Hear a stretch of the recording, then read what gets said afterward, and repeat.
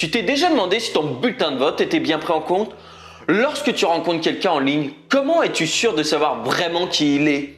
Lorsque tu achètes du café qui est étiqueté commerce équitable, qu'est-ce qui te rend si sûr de son origine?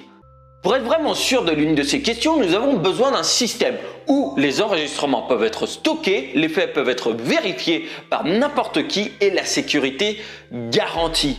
De cette façon, personne ne peut tricher en éditant les enregistrements, car tout le monde utilisant le système serait en train de regarder.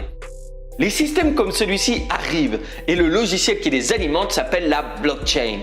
La blockchain stocke des informations sur un réseau d'ordinateurs personnels, ce qui les rend non seulement décentralisés mais distribués. Cela signifie qu'aucune entreprise, centrale ou personne n'est propriétaire du système, mais tout le monde peut l'utiliser et aider à l'exécuter.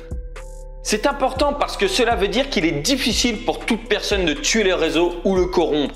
Les gens qui exécutent le système utilisent leur ordinateur pour contenir des enregistrements soumis par d'autres, appelés blocs, dans une chaîne chronologique.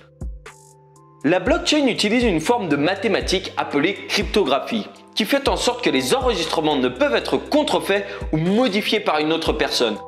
Tu as probablement déjà entendu parler de la première killer app de la blockchain, une forme d'argent numérique appelée Bitcoin que tu peux envoyer à tout le monde, même un inconnu.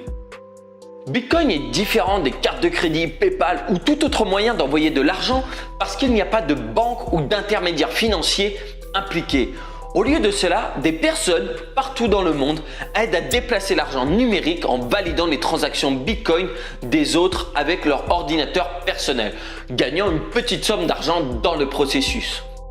Bitcoin utilise la blockchain par le suivi des enregistrements de propriété sur l'argent numérique, de sorte qu'une seule personne peut être la propriétaire à la fois et l'argent ne peut être dépensé deux fois, comme le cas de la fausse monnaie dans le monde physique. Mais Bitcoin est juste le début pour la blockchain. À l'avenir, des blockchains qui gèrent et vérifient les données pourraient nous permettre de lancer des sociétés qui sont entièrement exécutées par des algorithmes, rendant les voitures autonomes plus sûres, nous aidant à protéger notre identité en ligne et même de suivre des milliards de dispositifs sur l'Internet des objets. Ces innovations vont changer nos vies pour toujours et c'est que le commencement. Pour en savoir plus sur notre futur proche, je t'invite à t'abonner à la chaîne.